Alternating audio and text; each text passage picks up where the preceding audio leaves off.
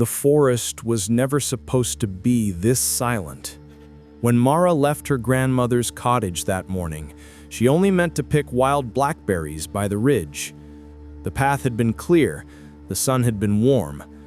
But somewhere between the ridge and the river, the trail split.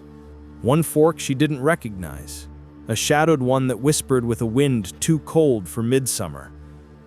Now the world around her had shifted. The air pressed down, heavy and damp. Every tree looked the same, their bark dark and slick like wet stone. She called out for her grandmother, for anyone, but her voice vanished into the fog that clung to the ground.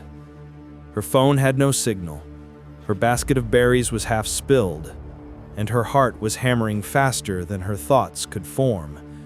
She told herself, "It's fine, you're not lost. Just walk back."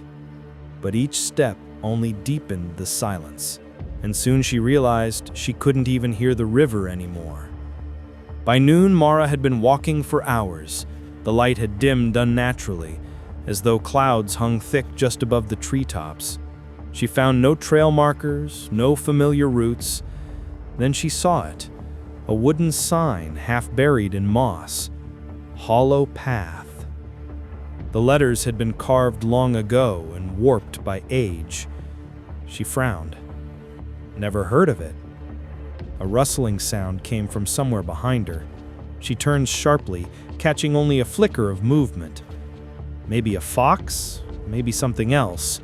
She quickened her pace, following the faint line of an old trail until the forest opened into a clearing. At its center stood a house.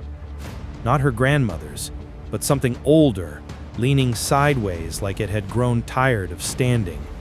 Its windows were clouded, its door slightly ajar. Her heart said, "Go around it." Her curiosity said, "Someone might be inside who can help." She knocked. The door creaked wider, but no one answered. Inside, the house smelled of dust and pine tar. Faded quilts hung on the walls, and the air trembled faintly, as though holding its breath. "Hello?" she called. Something shifted upstairs, a dragging sound, slow and deliberate. Mara froze, then forced her voice steady. "I'm lost. I just need directions." The sound stopped. Then came a whisper, too soft to place. "Not lost. Not yet." Mara stumbled backward, bumping into a table. A candle fell and rolled across the floor. She bolted for the door, slamming it behind her. The whisper came again, muffled through the wood. "Stay on the path." Panting, she sprinted back into the trees. She didn't stop running until her legs burned and her throat ached. When she finally collapsed against a rock, she realized the fog had thickened again, swallowing the house from view. She wanted to cry, but tears wouldn't come. The whisper echoed in her mind, "Stay on the path." But which path?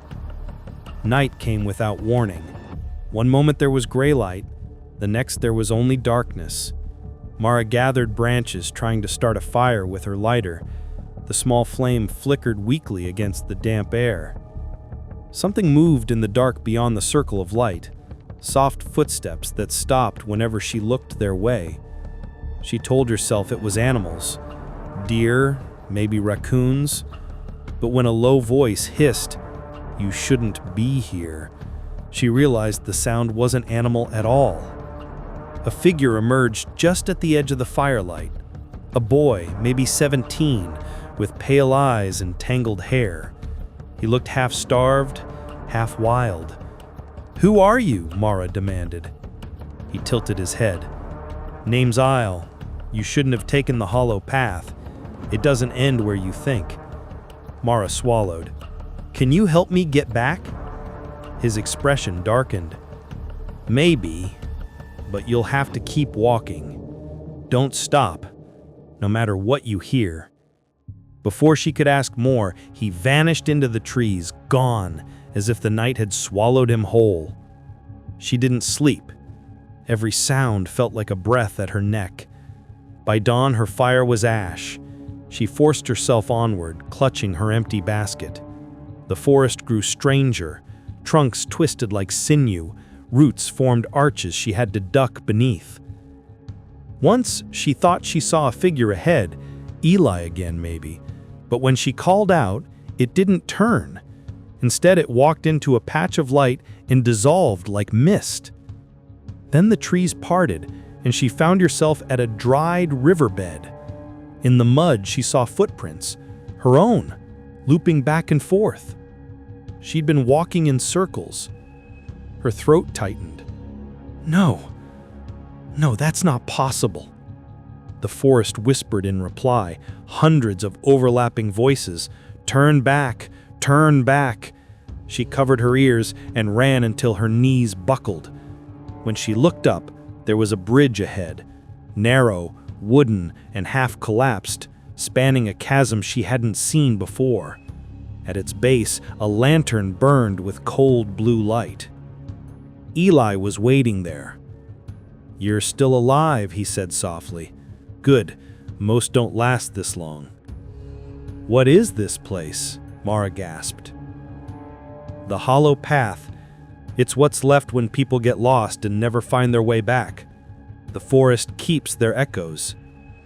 She shook her head. "That's impossible." He smiled sadly. "Then don't make it your truth." The bridge groaned in the wind. "You have to cross before sundown. If you don't, it'll seal." "Seal?" He nodded toward the forest. "It feeds on those who linger." Mara stepped onto the first plank. It shuddered but held. Halfway across, something below began to move, a shape slithering in the mist, whispering in a voice like her grandmother's. "Mara, come back. You'll never make it home." She squeezed her eyes shut and kept walking. The voice grew angrier, louder. "You left me alone!" The final plank cracked beneath her foot, and Eli's hand shot out, dragging her onto the other side. They collapsed on the far bank, breathing hard. Mara wanted to thank him, but he only stared at the chasm. He said, "You shouldn't have heard her voice unless she's close." "My grandmother?" He nodded. "The forest finds what you fear to lose." They followed a faint trail upward, toward higher ground. The fog thinned slightly, revealing a pale horizon. For the first time in days, Mara saw light, but it was the wrong color, cold and silvery. A bell tolled somewhere ahead. They reached an abandoned village, cottages hollowed out, wells filled with ash. In the center stood a church, its steeple cracked in half. Eli hesitated. "This is where I woke up the first time." "The first time?" He nodded. "I tried to leave once. Didn't make it." Mara stared. "You mean you're—" He didn't answer. Inside the church, candles burned, though no one had lit them. The air hummed with something ancient. On the altar lay a map, drawn in blood or ink she couldn't tell, showing the hollow path winding through the forest. At the very edge was a mark shaped like an eye. Eli pointed. "That's your way out." "How do you know?" "Because it's where the path ends for everyone else." Mara's hands shook as she picked up the map. The ink pulsed faintly, warm to the touch. When she turned, Eli was fading, his outline dissolving like mist. "You have to go now," he whispered, "before the forest remembers you belong to it." "Will I see you again?" she asked. He smiled, a sad, distant thing. "Not if you make it home." Then he was gone. Mara ran. She didn't look back. The map burned in her palm, showing faint red lines that shifted with each step. The forest grew louder, the ground breathing, the trees bending inward as if to stop her. Hands clawed from the fog, grasping her ankles, whispering her name in dozens of tones. "Stay! Stay!" She tore free, stumbling onto a slope of gray stone. At its peak stood the eye. Not a drawing, but a circle of standing stones glowing faintly from within. The air inside shimmered, showing flashes of her home, her grandmother's cottage, sunlight on the river. She stepped forward. Something screamed behind her, the forest itself, alive and furious. The ground trembled, pulling at her feet, but she pushed through the circle. The world tore open. When Mara woke, she was lying by the ridge, the real ridge, sun high and birds singing. Her basket lay nearby, half filled with berries. Her clothes were torn, her hands dirty. Her grandmother came running from the cottage, tears in her eyes. "Mara, you've been gone for 3 days." 3 days. It felt like years. That night Mara tried to sleep, but the whisper still echoed in her mind. Stay on the path. When she looked out her window, she thought she saw Eli standing by the tree line, just a silhouette, smiling faintly before fading into mist. The next morning, Mara returned to the ridge. There was no sign of the hollow path, only wildflowers and birdsong. But sometimes, when the wind blew cold, she could swear she heard it again.